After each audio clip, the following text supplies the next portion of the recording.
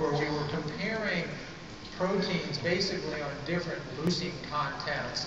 And so if you go from plant proteins to animal proteins to eggs to dairy, you get this kind of a curve of increasing amounts of leucine. We thought, well, we'll see how that works. And it pretty well predicts the rate of muscle protein you get. The more leucine, the more protein synthesis you get, as you'd expect. But the one exception to that was soy.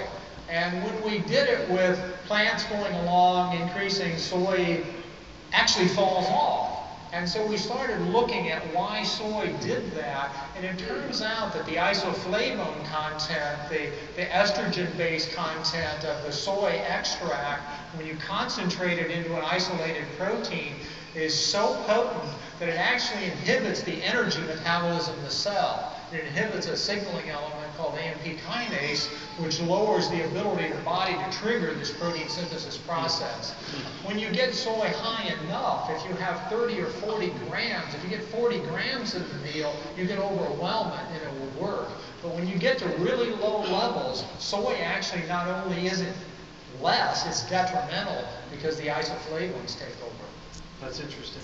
So again, I made fun of Kashi this morning. Kashi has primarily, I think it's like 9 grams of protein in the serving size, and I think 6 of those are soy. So it's well below the 20 threshold. It's mostly soy. Not only is it not equivalent to an egg, it's probably 3 times worse for your muscles. Wow. Wow. So what about people that want to mix soy milk with our shake? Some people, feel like they have an allergy to traditional milk.